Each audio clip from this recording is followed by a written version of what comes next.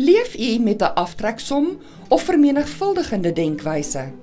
Aangesien die Here met 'n vermenigvuldigende perspektief werk, kon hy vir die weduwee van Sarfat sê: "Die meel in die pot sal nie opraak en die olie in die kruik sal nie minder word nie, tot op die dag dat die Here reën op die aarde sal gee."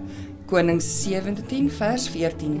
Met geen menslike voorsiener, reën of voedsel nie, was die weduwee van Sarfat byna verlam van vrees. Sy het slegs genoeg meel en olie vir nog een maaltyd gehad en het uitgegaan om houtjies bymekaar te maak om wat sy gedink het hulle laaste maaltyd sou wees, voor te berei. Toe het 'n vreemdeling in verslete klere voor haar huitjie kom staan en gevra vir 'n bietjie water.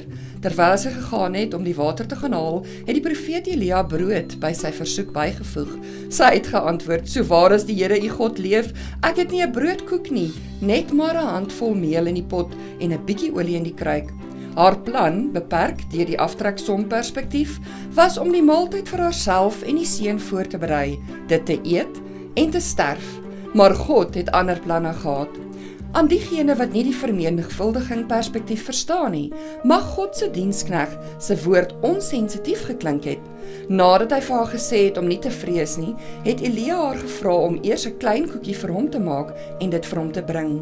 Toe het die profeet egter God se belofte bygevoeg: die meel in die pot en ook die kruik olie sou nie opraak tot die einde van die droogte nie. Net soos ons tiendes en offergawes vandag, was dit 'n toets van vertroue. Deur God se vermenigvuldiging perspektief aan te neem, het die weduwee van Sarfat vertrou dat die profetiese woord God se antwoord op haar desperate situasie was. Om God eerste te stel, was en is nog steeds 'n strategie vir oorlewing. Sal ons ook God vertrou wanneer hy ons vra om ons tiendes en gelofte offergawes eers aan hom terug te bring, of sal ons verlam van vrees wees? Slegs deur in God se beloftes te glo, kan ons hom waarlik eerste stel. Terwyl ons die tiende en gelofte offergawes terugbring, laat ons nie vrees nie en God se vermenigvuldigende denkwyse aanvaar. Mag ons begeertes laaste stel en God eerste.